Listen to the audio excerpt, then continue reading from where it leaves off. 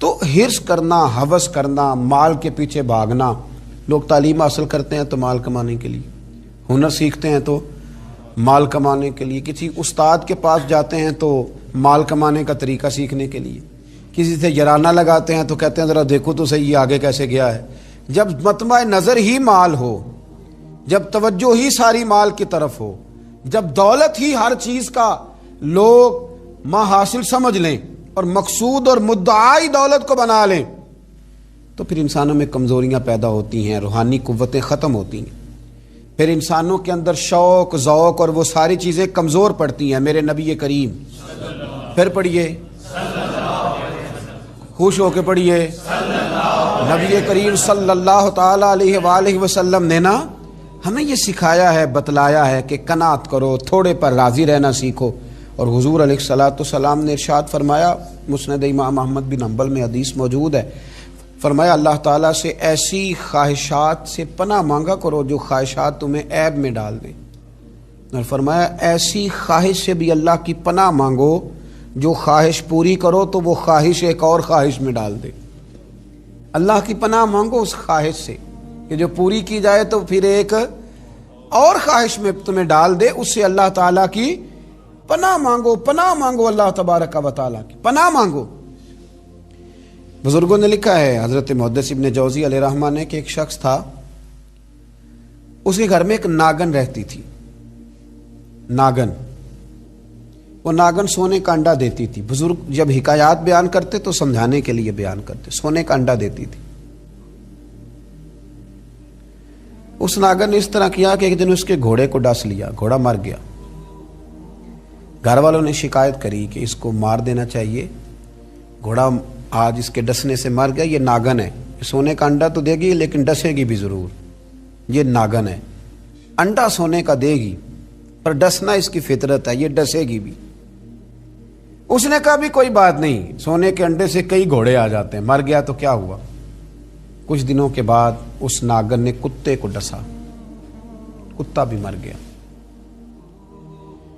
گھر والوں نے شور مچایا کہ یہ ناگن ہے تو اسے دودھ پلاتا ہے، یہ سونے کا انڈا تو دے گی پر ڈسے گی بھی، اس لیے کہ ڈسنا اس کی فطرت ہے، اس کی طبیعت ہے. اس نے کہا کوئی بات نہیں، سونے کے انڈے سے کئی کتے خریدے جا سکتے ہیں. کچھ دنوں کے بعد اس نے پڑوسیوں کے کچھ جانوروں کو بھی ڈسا. لیکن جب انسان کی آنکھوں کے سامنے سونے کے انڈے کی اینک لگی ہوتی ہے نا، پھر کتنے لوگ ڈسے جا رہے ہیں اس کی پرواہ نہیں ہوتی. جب سونے کے انڈوں کی اینک لگ جاتی ہے پھر کتنے غریبوں کی کٹیا جلتی ہے پر اس کی پرواہ نہیں ہوتی. جب سونے کے انڈوں کی اینک لگ جاتی ہے پھر کتنے رشتے ٹوٹتے ہیں، لوگ پرواہ نہیں کرتے. سونے کے انڈے کی اینک لگی ہوئی تھی.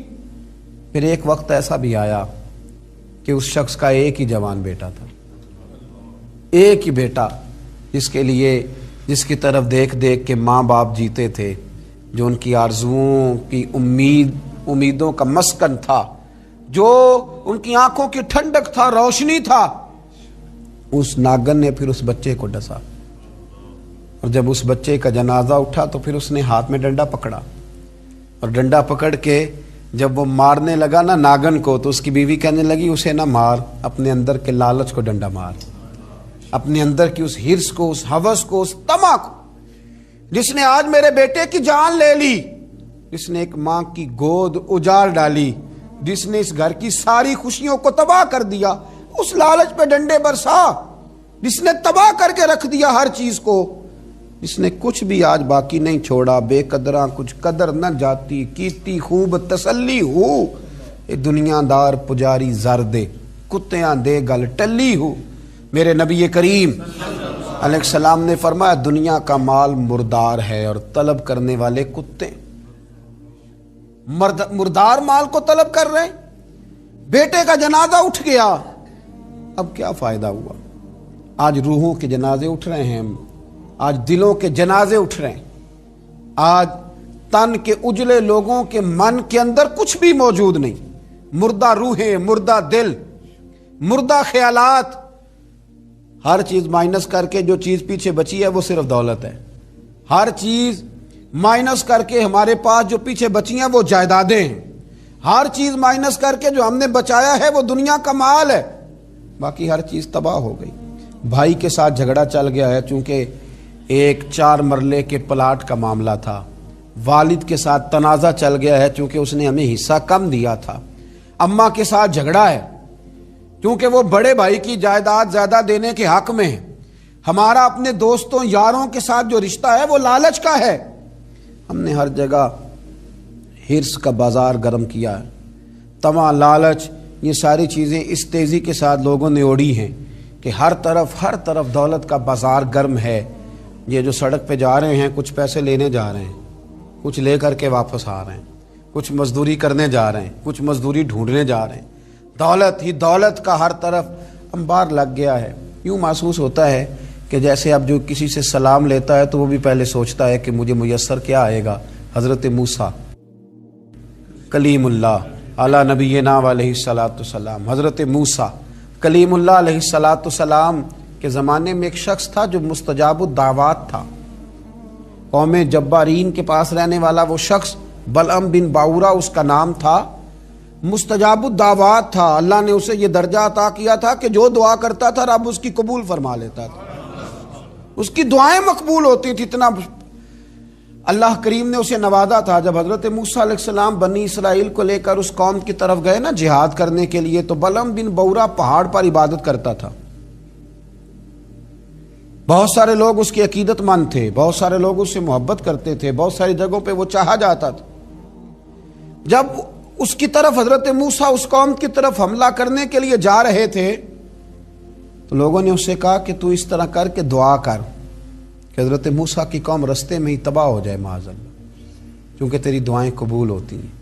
تو یہ دعا کر کہ رستے میں ہی وہ سب لوگ ختم ہو جائیں. اس نے کہا کیا بیوقوفی کرتے ہو، اللہ کے نبی کے بارے میں دعا کر دوں، پیغمبر خدا کے بارے میں، حضرت موسیٰ کلیم کے بارے میں کیا بیوقوفی کرتے ہو. لوگوں نے مجبور کیا، اسے مجبور کیا، لیکن اس نے کہا نہیں میں نہیں یہ کام کرتا. لوگوں نے دلائل دیے. بالآخر کچھ لوگوں نے کہا کہ آپ استخارہ کر لیں، اگر تو آپ کی سمجھ میں یہ بات آئی تو آپ آگے لے جائیے گا، نہ آئی تو نہ لے جائیے گا. بلعم بن باورا نے استخارہ بھی کیا. استخارے میں بھی اسے حکم ہوا کہ تم نے بد دعا نہیں کرنی، تم نے حضرت موسیٰ کی قوم کے بارے میں دعائے ضرر نہیں کرنی. اب جب اس نے صاف ستھرا انکار کیا نا کہ بھئی میں دعا نہیں کروں گا اللہ کے پیغمبر کے بارے میں، نہ ان کی قوم کے بارے میں، تو لوگوں نے وہی حربہ استعمال کیا جو لوگ استعمال کرتے ہیں. ڈھیروں تحفے لے کے آ گئے، دولت لے کے آ گئے. اللہ تبارک و تعالیٰ جب دین کے نام پہ لوگوں کو عزت دیتا ہے تو پھر لوگ اس کو استعمال کر کے دنیا اکٹھی کرنی شروع کر دیں. پھر لوگ اپنا بڑا نقصان کرتے ہیں، پھر اپنی روحانیت کا، اپنی تاثیر کا لوگ بڑا نقصان کرتے ہیں. پھر لفظوں کے ہیر پھیر سے دولت کمانا چاہتے ہیں. لیکن یاد رکھیں لفظ تاثیر سے بنتے ہیں، تلفظ سے نہیں. لفظ تاثیر سے بنتے ہیں، تلفظ سے نہیں. اہل دل آج بھی ہیں اہل زباں سے آگے، اہل دل آج بھی ہیں اہل زباں سے آگے. پھر لوگ سودے کرنے لگتے ہیں اپنے الفاظ کے، حروف کے. بہت سارے جب تحائف ملے، قائل کیے تو آمادہ ہو گیا، دولت جو سامنے آئی لالچ کر گیا. اس کو قرآن حکیم نے بیان کیا ہے. اس واقعے کی طرف قرآن پاک نے اشارہ فرمایا.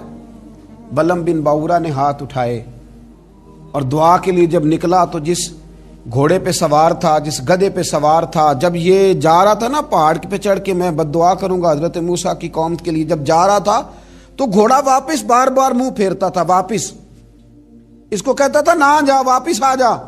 یہ اس کو مارتا تھا، پہاڑ کی جان میں لے جاتا تھا. اللہ اکبر. یہ بار بار مارنے لگا تو گھوڑے نے، اس کی سواری کے جانور نے دعا شروع کر دی. گھوڑا تھا یا گدھا تھا، اس نے دعا کی یا اللہ مجھے زبان دے، میں اس لالچی کو کچھ سمجھا دوں، مجھے زبان عطا کر، میں ہی اسے کچھ سمجھا دوں. اللہ نے زبان دی تو گدھا کہنے لگا آگے نہ جا، تو مجھے آگے بھیجتا اور اللہ کے فرشتے مجھے واپس بھیجتے ہیں. لیکن لالچ تھا نا طائف کا، دولت کا. جب چڑھا پہاڑ پہ اور حضرت موسیٰ کے لیے ہاتھ اٹھا کے قوم کے لیے بد دعا کرنے لگا تو لفظ حضرت موسیٰ کی قوم کے لیے ادا کرتا تھا، نکلتے اپنے لیے تھے اور ان لوگوں کے لیے تھے جنہوں نے دعا کے لیے کہا تھا. وہ لفظ پلٹ کے اسی پر آئے. اتنا اس کا برا حال ہوا کہ زبان لٹک گئی اور پھر اللہ کے شدید عذاب میں مبتلا ہوا. یہ لالچ عذاب کو آواز دیتا ہے. عذاب کو آواز دیتا ہے، اور انسان کی قناعت انسان کو عزت والا کر دیتی ہے۔ میرے محبوب کریم علیہ الصلوۃ والسلام نے فرمایا اللہ پہ بھروسہ رکھ کے سویرے نکل جانا رزق کی تلاش میں۔ کس پہ بھروسہ رکھنا ہے؟ نکلنا تمہارے ذمے ہے، یہ نہ کہنا کہ گھر بیٹھوں گا تو یہیں آئے گا، نکلنا تمہاری ذمہ داری ہے، جتنی ذمہ داری ہے وہ پوری کرنا۔ اللہ پہ بھروسہ کر کے نکل جانا تمہاری ذمہ داری ہے، رب کا ذمہ ہے تمہیں رزق دینا، وہ ضرور تمہیں رزق پہنچائے گا۔ یا رسول اللہ صلی اللہ علیہ وسلم کس طرح پہنچے گا؟ تو ذرا حضور کے لفظوں کا حسن بھی دیکھیے۔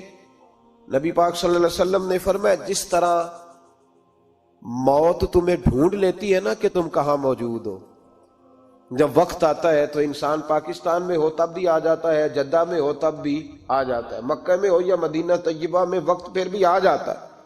فرمایا جس طرح موت تم جہاں بھی ہو تم تک پہنچ جاتی ہے نا، اس طرح تمہارا رزق بھی تم جہاں موجود ہوتے ہو اللہ وہاں پہنچا دیتا ہے، پہنچا دیتا ہے۔ تو یا رسول اللہ صلی اللہ علیہ وسلم کس انداز میں؟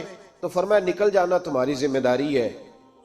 فرمایا سویرے پرندے بھی نکل جاتے ہیں اور شام کو جب لوٹتے ہیں تو اللہ انہیں پیٹ بھر کے روزی عطا فرماتا ہے، حالانکہ ان کو نہیں پتا ہوتا ہمارا کارخانہ کہاں ہے، ہم نے کہاں جا کے مزدوری کرنی ہے، ان کو نہیں پتا ہوتا کہ ہمارا دفتر کہاں ہے، ہم نے کس آفس میں بیٹھنا ہے، ان کو نہیں پتا ہوتا کہ ہم نے کہاں جا کے مال خریدنا ہے اور کہاں سے ہم نے پھر اس کو دوبارہ بیچنا ہے، انہیں خبر نہیں ہوتی۔ اللہ پہ بھروسہ کر کے نکل جاتے ہیں۔ نکلنا تو تیرے ذمہ ہے کہ نہیں؟ فرمایا وہ تو ڈیوٹی کر، شام کو اللہ جو رب پرندوں کو روزی دیتا ہے وہ تجھے بھی عطا فرمائے گا۔ ایک بات اپنے ذہن میں یاد رکھ لیں، رٹ لیں کہ جو میرے لیے بہتر تھا میرے رب نے مجھے دے دیا ہے، تو بات ختم ہو گئی۔ بس وصل اچھا ہے نہ فراق اچھا ہے، یار جس حال میں رکھے وہی حال اچھا ہے۔ بس جو میرے حق میں بہتر تھا میرے رب نے مجھے، مسئلہ یہ ہے کہ تو اس پہ راضی ہونے کو تیار نہیں۔ حضرت علی کرم اللہ تعالی وجہ الکریم نے میرے نبی پاک کی ایک حدیث بیان کی ہے، اور جناب علی جب یہ حدیث بیان کیا کرتے تھے تو حضرت مجاہد فرماتے ہیں یوں لگتا تھا کہ جیسے حضرت علی ہمیں ہر پریشانی سے نکال رہے۔ مولا علی شیر خدا رضی اللہ تعالیٰ عنہ فرماتے ہیں کہ مجھے میرے نبی پاک صلی اللہ علیہ وسلم نے ایک طریقہ دیا تھا ٹینشن فری ہونے کا۔ آپ فرماتے ہیں مجھے تو بڑا راس آیا ہے، تم بھی اگر کر لو گے تو تمہیں بھی فائدہ دے گا۔ کہا وہ کیا؟ حضرت علی کہنے لگے محبوب علیہ السلام نے فرمایا تھا لوگو تم اللہ کے دیے ہوئے تھوڑے رزق پہ راضی ہو جاؤ، وہ تمہاری تھوڑی عبادت سے تم سے راضی ہو جایا کرے گا۔ بس تم 2 نفل بھی پڑھو گے تو اللہ راضی ہو جائے گا، تم 1 رکوع بھی سویرے اٹھ کے پڑھو گے تو وہ راضی ہو جائے گا، وہ تمہارے 313 درود شریف سے راضی ہو جائے گا، تم اس کے دیے ہوئے تھوڑے رزق سے راضی ہو جاؤ۔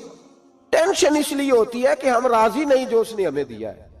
وہ حل میں مزید کی جو دوڑ ہے نا، حل میں مزید کی، بے قدرہ کچھ قدر نہ جاتی، کیتی خوب تسلی ہو، دنیا دار پجاری زردے، کتیاں دے گل ٹلی ہو، بک بک روشن اکھیاں تکیو ویکھ حویلی کلی ہو، تے کوچ نصیر اساں جد کیتی پہ جانی تھر تھلی ہو۔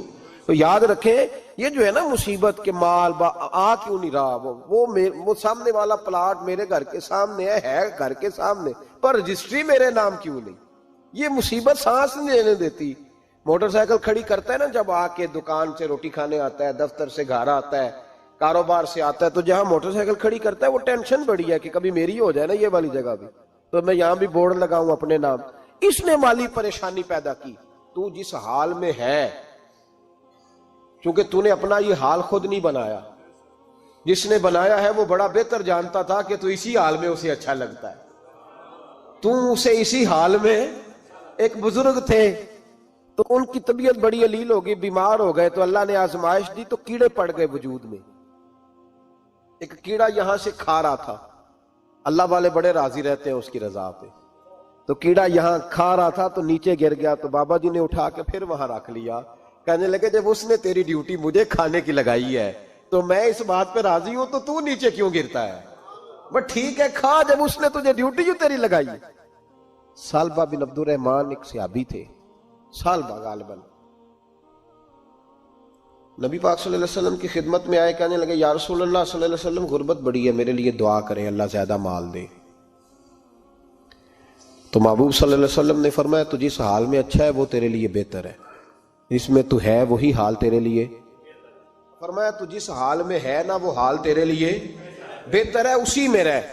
کہ نہیں حضور دعا کریں، فرمایا سال بعد تو باز آ جا، حضور دعا کریں، فرمایا تو باز آ جا، 2-3 دفعہ کہا، ضد کی، محبوب نے فرمایا جا پھر اللہ تجھے زیادہ پیسے دے گا۔ چند بکریاں خریدی، اتنی برکت ہوئی کہ بکریوں کے ریوڑ بن گئے، پھر کچھ بکریاں بیچ کے گائے خرید لی، ان کے بھی ریوڑ ہو گئے، پھر کچھ اونٹ اونٹنیاں لے لی، ریوڑ ہی ریوڑ۔ پہلے 5 وقت مسجد میں آتے تھے، اب فجر اور عشاء رہ گئی۔ پھر مال زیادہ ہوا تو مدینے شہر میں کوئی جگہ ہی نہیں، مدینے سے باہر حویلی خریدی، پھر جمعہ ہی رہ گیا، جمعے کے جمعے آتے۔ زکوٰۃ کا حکم آیا، میرے نبی کریم علیہ السلام نے حضرت ابو ہریرہ کو بھیجا، فرمایا جا اسے کہہ تیری زکوٰۃ بنتی ہے 2.5%۔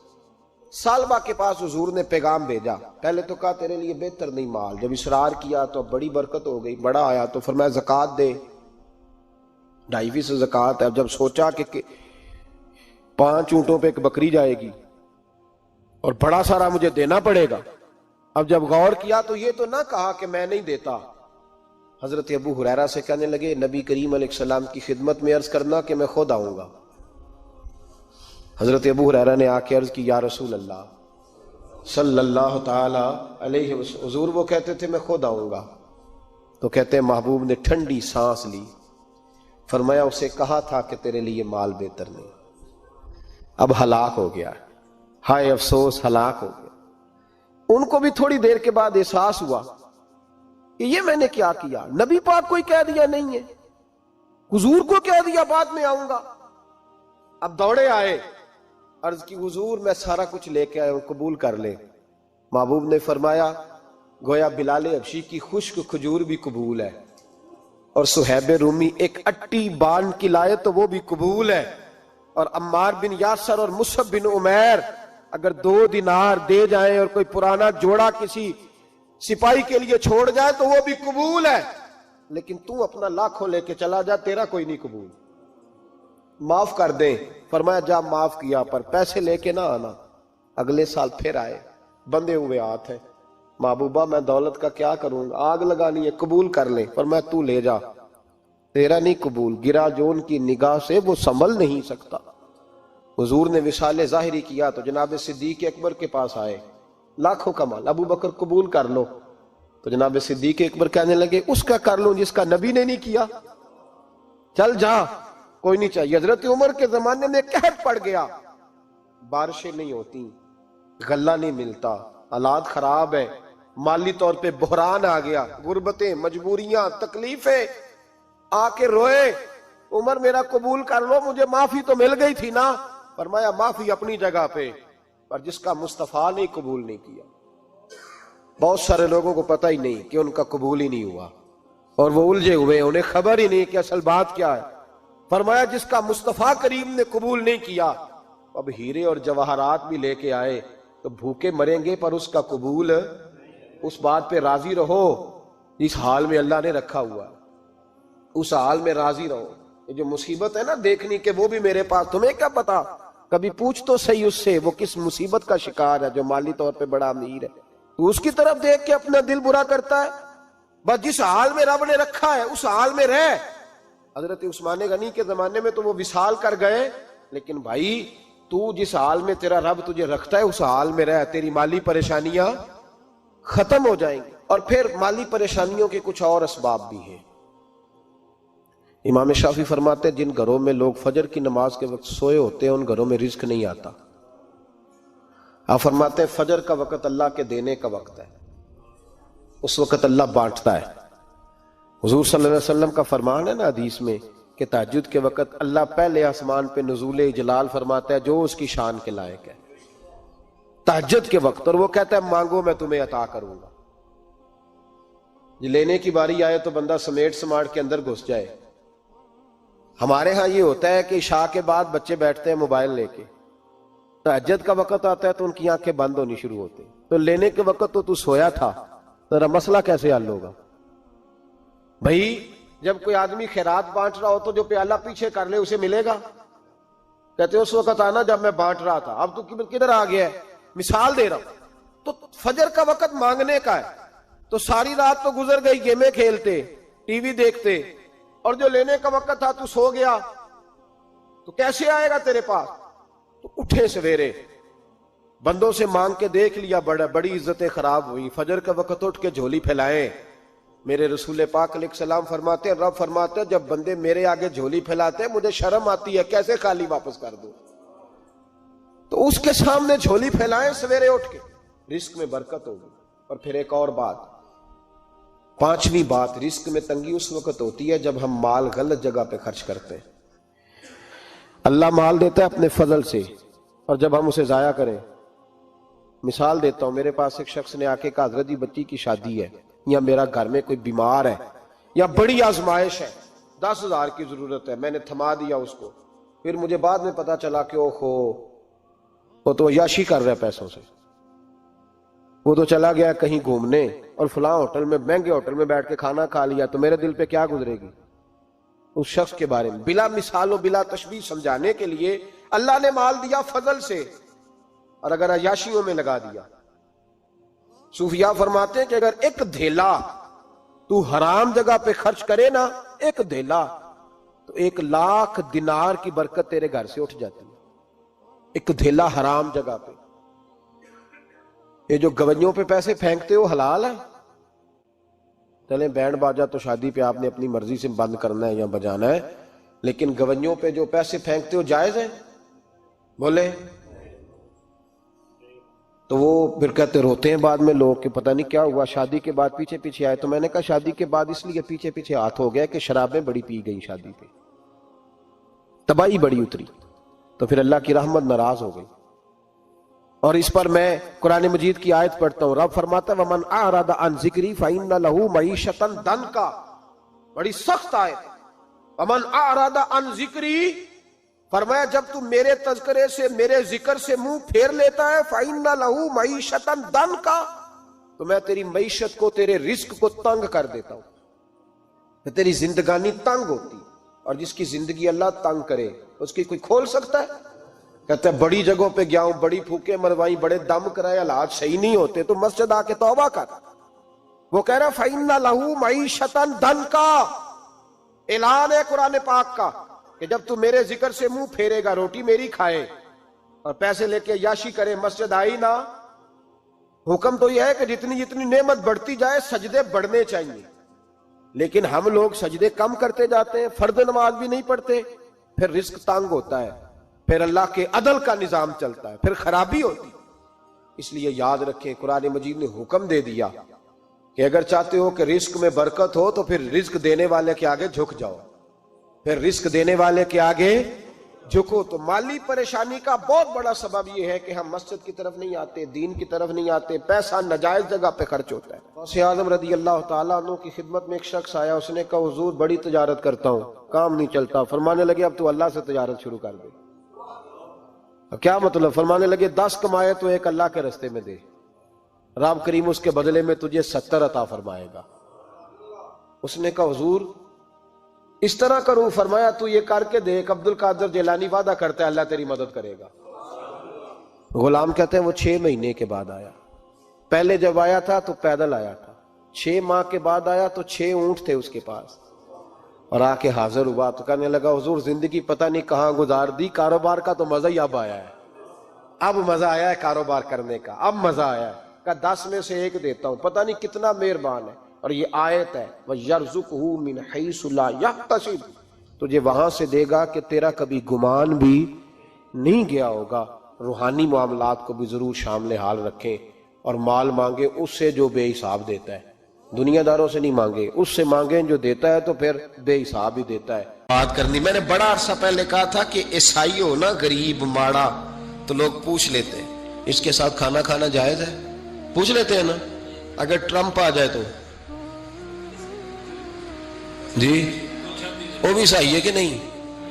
بولے یہ جو آپ کے وہ آتے ہیں وزیر خارجہ وہاں سے، یا ان کا کوئی رکن پارلیمنٹ آتا ہے تو آپ کے وزیر اعظم، وزیر خارجہ ان کے اعزاز میں ظہرانہ دیتے ہیں نا، تو ٹیبل پہ کھانا لگا ہوتا ہے, ادھر ہمارا بیٹھا ہوتا ہے, ادھر ان کا بیٹھا ہوتا ہے, جائز ہے؟ پوچھا کسی نے مسئلہ, کیوں؟ وہ تگڑا ہے اس لیے. پاکستان کا عیسائی ہو تو فتویٰ اور ہے, اور امریکہ کا ہو تو فتویٰ, بولے صحیح کہہ رہا ہوں؟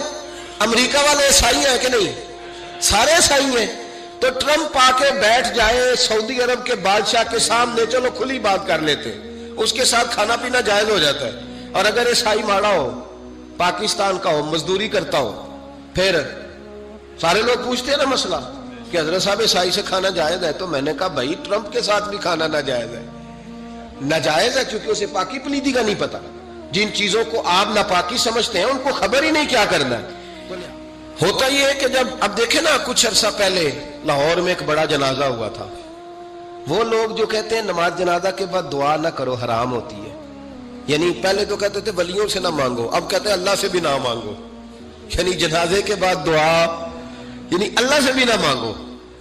تو پہلے عام آدمی کے لیے فتویٰ اور تھا, لیکن اگر سابقہ وزیر اعظم کی بیوی کا جنازہ ہو تو پھر فتویٰ پھر کیسے جائز ہو گئی؟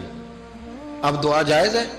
یہ ظلم ہے, یہ امت کے ساتھ یہ زیادتی ہے. ابو داؤد کی حدیث ہے, رسول پاک علیہ السلام نے فرمایا جب تم جنازہ پڑھ لو تو فخلصوا لہ الدعاء, پھر مرنے والے کے لیے مخلص ہو کے دعا مانگو.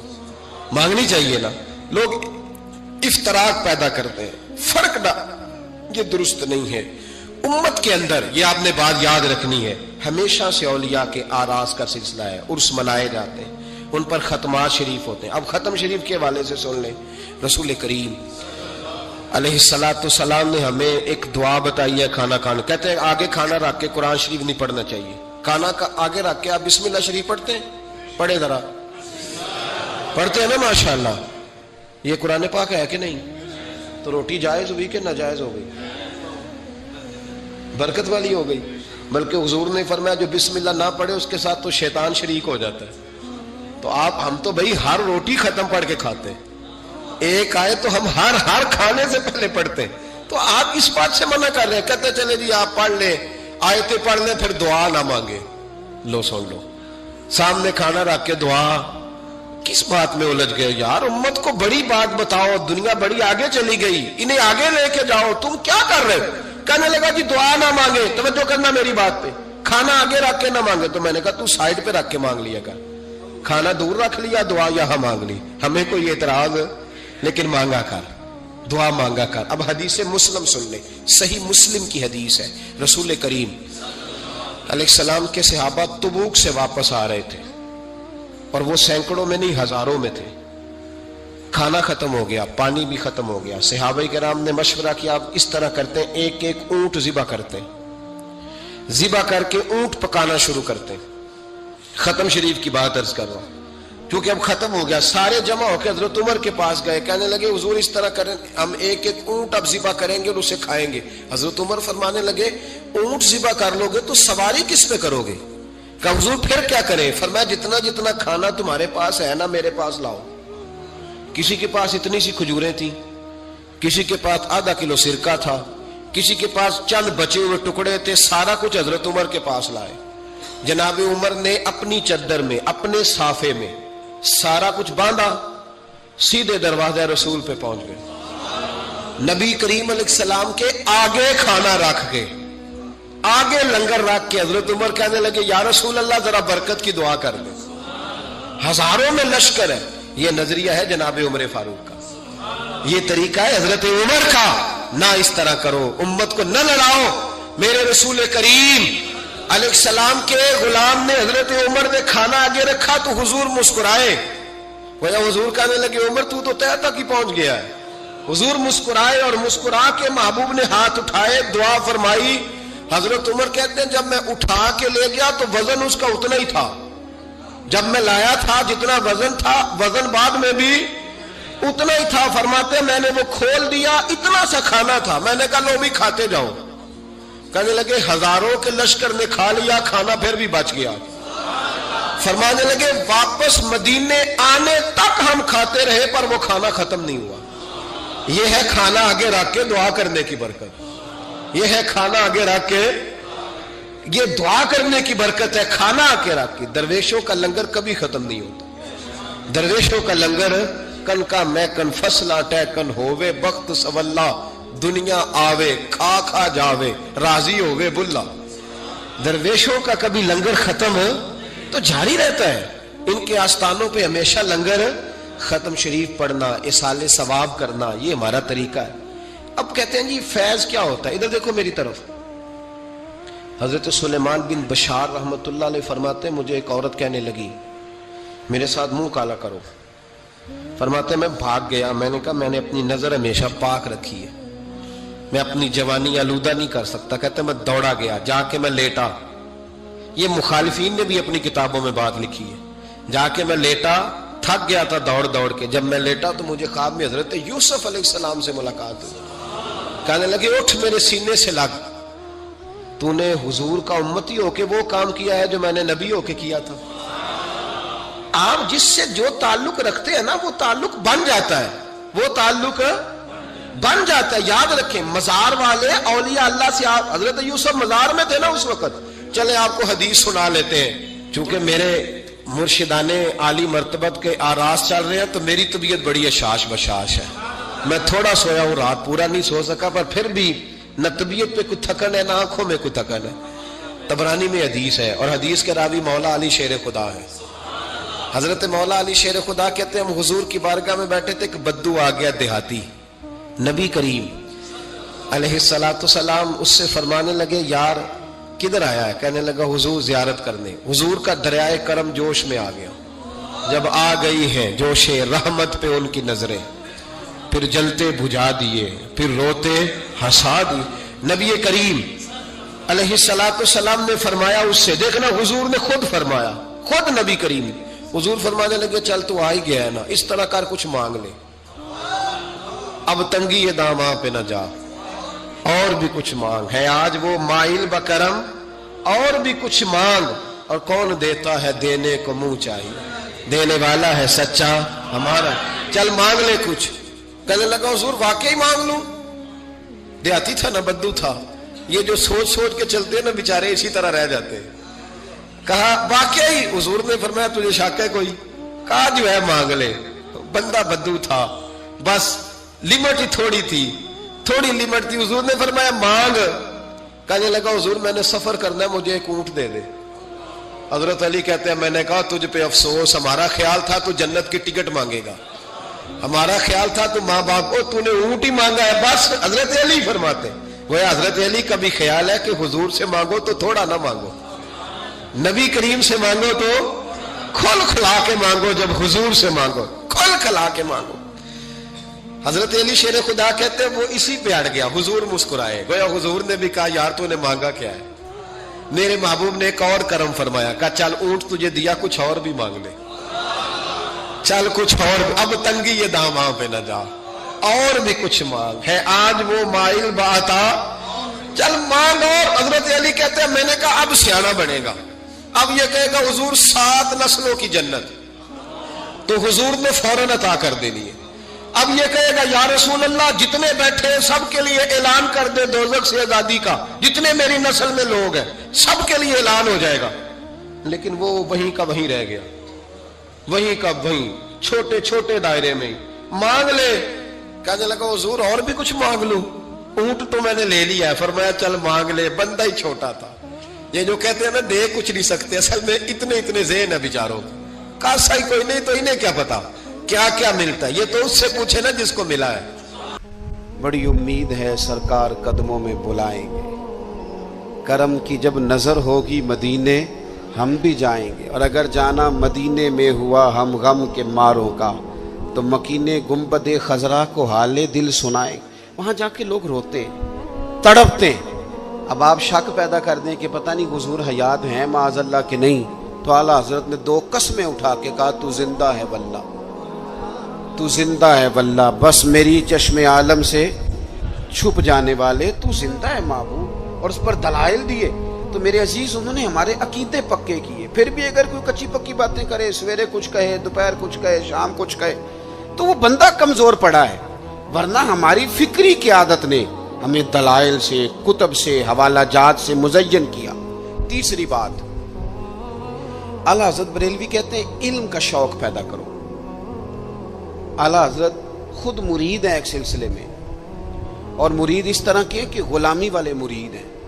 آج کل زیادہ تر لوگ مرید نہیں ہوتے. ناراض نہ ہونا، اگر کوئی پڑھا لکھا بندہ ہو تو وہ ویسے بھی مرید نہیں ہوتا. وہ اگر ہو کبھی تو خلیفہ ہی ہوتا ہے ڈائریکٹ، مرید نہیں ہوتا. مزاج نہیں، مرید ہونے کا مزاج نہیں، یہ طبیعت نہیں. آج کل لوگ شاگرد بھی نہیں ہوتے. ناراض ہو گئے آپ لوگ؟ ہو جائیں، کوئی مسئلہ نہیں، میں نے تو ابھی چلے جانا ہے، ہو جائیں بے شک. آج کل لوگ شاگرد بھی اس طرح لگتا ہے کہ جس طرح کوئی امدادی کتاب نہیں ہوتی، اس طرح استاد سے کوئی تھوڑا سا نا گائیڈ لائن لیتے ہیں، ورنہ وہ شاگرد ہونے کو تیار نہیں ہے. میں صحیح بتاتا ہوں. بہت سارے شاگردوں کو میری ملاقات ہوتی ہے اور بعد میں وہ کہتے ہیں نا میں استاد جی کو بیٹھا سا، تو میں چونکہ دیہاتی آدمی ہوں، میرا 2 ڈنڈے لگانے کو بھی دل کرتا ہے. تجھے پتہ ہی نہیں استاد جی کے پاس کیسے آیا جایا کرتا ہے، تجھے خبر ہی کوئی نہیں. میں تجھے بتاؤں بریلی کے امام کیا بتاتے ہیں. حضرت عبداللہ ابن عباس کو نبی پاک صلی اللہ علیہ وسلم نے دعا دی تھی کہ اللہ تجھے فقاہت دے، دین کی سمجھ دے. حضور کی دعا سے بھی اللہ دے دیتا. حضور تو حضرت ابو ہریرہ کو خالی بظاہر خالی چلو بھر کے ڈال دے تو اللہ تعالیٰ اس سے قوت حافظہ دے دیتا ہے. تو یہاں تو دعا دی تھی، لیکن ان کا ذوق علمی کیا بنا. یہ اعلیٰ حضرت ملفوظات دیکھیے گا. وہ نا خاندان رسول کے چشم و چراغ ہو کے، حضور کے چچا زاد ہو کے استاد کے دروازے پر جب پڑھنے جاتے تھے نا تو جا کے دروازے پہ دستک نہیں دیتے تھے. کہتے میں اپنے استاد کے دروازے پر کبھی حضرت ابی بن کعب کے پاس جاتا رضی اللہ تعالیٰ عنہ، کبھی حضرت زید بن ثابت کے پاس جاتا. میں جا کے باہر دروازے پہ بیٹھ جاتا، دستک نہیں دیتا تھا، ٹیلی فون نہیں کرتا تھا کہ پیر صاحب میں پہنچ گیا جی، ہار لے کے باہر آ جاؤ. باقاعدہ مرید صاحب آ گئے، جلدی کر لے استاد جی میں کب سے باہر کھڑا ہوں. یہ انداز نہیں. فرماتے ہیں کہ میں دروازے پہ بیٹھ جاتا اور کبھی کبھی بیٹھے بیٹھے تھک جاتا، دستک نہیں دینی، وہ خود آئیں گے تو دستک نہیں دینا. کہتے ہیں کبھی یوں بھی ہوتا کہ حضرت ابی بن کعب رضی اللہ تعالیٰ عنہ کا مکان کا دروازہ چونکہ صحرا میں کھلتا تھا تو ٹھنڈی ہوائیں مدینہ چومنے آتی تو ریت کے مقدس ذرے اڑ کے میرے بالوں میں بھی پڑ جاتے، لیکن میں دستک نہیں دیتا تھا. استاذ مردی سے باہر آتے تھے اور جب وہ آ جاتے تو پھر میں جھولی پھیلا کے کہتا میں آپ سے رسول پاک کی حدیثیں سننے آیا. اعلیٰ حضرت فرماتے ایک دن گھوڑے پہ بیٹھ کے حضرت زید بن ثابت آ رہے تھے تو ضرورت کوئی نہیں تھی کیونکہ انہوں نے لگام تھامی ہے، گھوڑا چل رہا ہے، لیکن یہ بتانے کے لیے کہ میں شاگرد ہوں، یہ بتانے. میں کبھی اتنا مصروف نہیں تھا زندگی میں جب آج کل اتنا مصروف ہوا ہوں. کل میں نے ظہر کے بعد اسلام آباد سے کوئی 1 گھنٹہ اوپر پہاڑیوں پہ تھا میں، اور آج میں ظہر کے بعد آپ کے پاس ہوں. ابھی مجھے گوجرا جانا ہے اور پھر رات کو وہاں سے واپس لوٹنا ہے اور کل ظہر کے بعد مجھے خانے وال پہنچنا ہے. کئی دفعہ ایک پیر اٹھاتا ہوں تو اٹھایا نہیں جاتا، گاڑی میں بیٹھے بیٹھے حد ہو جاتی ہے. اور اس کے باوجود لوگ روزانہ 25-30 لوگ ہم سے ناراض ہوتے ہیں کہ ان بڑے ہو گئے وہ ٹائم ہی نہیں دیتے. اس کے باوجود یہ حال ہے. کبھی کبھی کچھ چیزیں مزہ دیتی ہیں. میں نے ایک وعدہ کیا ہوا تھا لاہور میں کسی سے میں نے جانا تھا تو میرے استاد صاحب کا فون آ گیا. فرمان لگے کتنے میں؟ او شاگردو ترس جاؤ گے نوازوں کو، یہ 2-4 جو رہ گئی ہیں ان کی قدر کرو. کتنے میں بھائی؟ میں عرض کی تھی حضور میں کہا رہا ہوں. فرمان لگے پرسوں پنڈی جانا ہی. میں نے چونکہ لاہور وعدہ کیا ہوا تھا، میں کہ حضور میں ذرا اتے کی کام میں پرسوں پنڈی کی مصروفیت ہے. تو میرے استاذ ہیں اور یہ بات انہوں نے کی تو میرا قد بڑا ہوا. فرمان لگے تینوں وضاحت دینا میں ضروری نہیں سمجھتا، تو پرسوں سویرے 9 بجے تیار ہو کے سڑک تے آویں جانا ہے. بڑے لوگ دعوت دیتے ہیں، بڑے لوگ پیغام دیتے ہیں، بڑا پیار کرتے ہیں. آپ یقین کریں مزہ آ گیا بات کا. مجھے جو بندہ پوچھے پنڈی خیر ہے، میں کہا مینوں آپ نہیں پتا. گھر والے پوچھتے پنڈی خیر ہے، میں کہا مزہ بڑا آنا ہے جانے دا، پتہ کوئی نہیں کی کام میں. انہوں نے کہا پرسوں کبھی مزہ بھی تو لو نا، کبھی ذائقہ بھی تو لو نا. ہمارے ایک بزرگ ہیں، ان کی عمر 65-70 سال ہے. ان کی والدہ انتقال کر گئی. میرے پاس جمعہ پڑھتے ہیں تو میں ان کے گھر تعزیت کے لیے گیا تو ان کے بچے کہنے لگے کہ ہماری دادی کی عمر 100 سال سے زیادہ تھی پر ابا چوپ ہی نہیں کرتے، ہر وقت روتے ہیں. ان کو کہیں کہ حوصلہ کریں. میں نے ان سے کہا کہ بھئی آپ بچے کہہ تو ٹھیک ہی رہے ہیں کہ آپ خود 65-70 سال کے ہیں اور آپ کے بچے بڑے ہیں اور شادی شدہ ہیں، تو آپ انہوں نے بڑی شاندار بات کی. کہنے لگے پیر صاحب اماں جدوں دی گئی ہے میں وڈیرا ہو گیا، میرے بال چٹے نے، میرے 2 پوتے نے، 3 نواسے نے، لیکن جدوں میں گھر آਉਂدا سا تے اماں کہندی سی منڈیا آ گیا ہے، روٹی لیاؤ نا منڈے لئی. فرماتے یوں لگتا تھا نہیں بال سفید ہوئے ہیں پر میں ہوں ابھی جوان. جب تک آپ کا کوئی بڑا رہتا ہے آپ طاقتور رہتے ہیں. خود بخود اپنے آپ کو بڑا کرنے کی کوشش نہ کریں، کسی کو بڑا مانے، طاقتور رہیں گے، جان رہے گی، آپ کی پشت پہ کوئی کھڑا رہے گا. اور اگر نکل جاؤ گے چھتڑی سے تو طلبہ کرام یاد رکھنا کمزور پڑ جاؤ گے. اگر پشت پہ کوئی ہوتا ہے تو بندہ طاقتور ہوتا ہے. ضرورت نہیں تھی حضرت زید بن ثابت رضی اللہ تعالیٰ عنہ کے گھوڑے کی لگام تھامنے کی، پر اعلیٰ حضرت فرماتے ہیں کہ آگے دوڑ کے حضرت عبداللہ ابن عباس نے دیکھا نا میرے استاد آگے، دوڑ کے جا کے گھوڑے کی لگام پکڑی. تو حضرت زید بن ثابت کہنے لگے ہو میرے نبی کریم علیہ السلام کے چچا کے بیٹے یہ آپ کیا کر رہے ہیں؟ تو کہنے لگے ہمیں بتایا گیا ہے. لفظ دیکھنا ملفوظات شریف میں اعلیٰ حضرت نے لکھے، ہمیں بتایا گیا ہے کہ علماء کا احترام کرنا. جب انہوں نے یہ کہا تو حضرت زید بن ثابت گھوڑے سے نیچے اتر آئے اور نیچے اتر کے حضرت عبداللہ ابن عباس ان کے شاگرد تھے ان کے ہاتھ چوم لیے. انہوں نے کہا جناب آپ یہ کیا کر رہے ہیں؟ فرمانے لگے ہمیں بھی بتایا گیا ہے کہ خاندان رسول کا احترام کرنا، ہمیں بھی یہ سبق دیا گیا.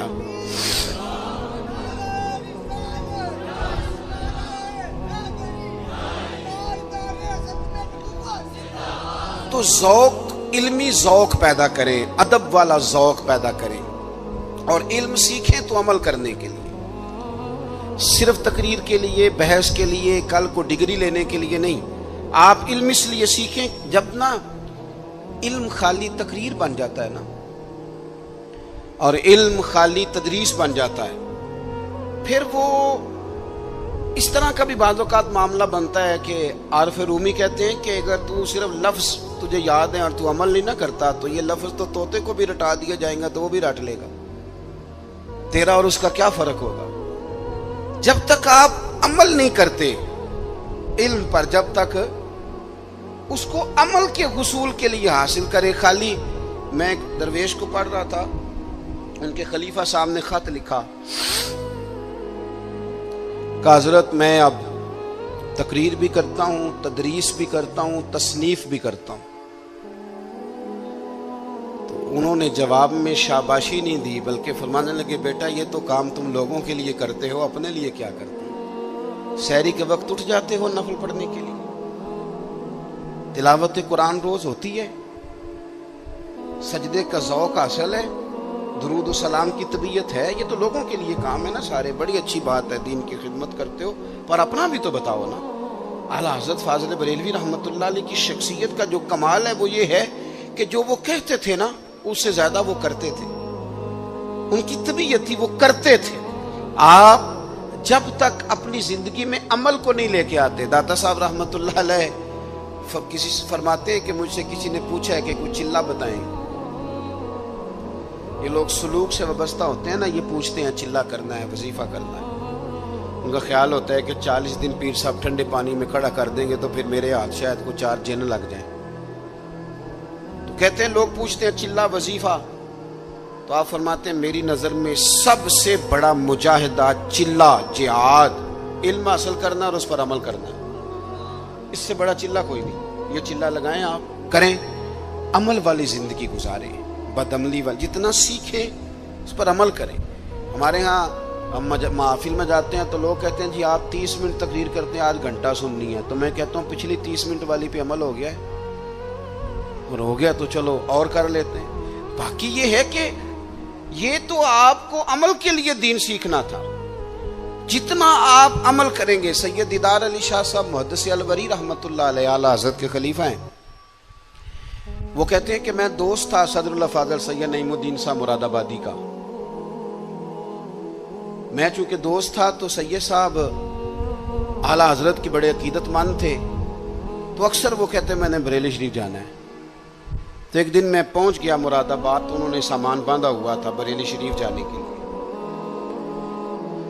میں بھی پہنچ گیا تو کہنے لگے یار میری تو ٹکٹ ہے ٹرین کی، میں تو بریلی شریف جا رہا ہوں. تو کہنے لگے یار آپ ہر وقت وہیں جاتے رہتے ہیں، میں ملنے آیا تھا.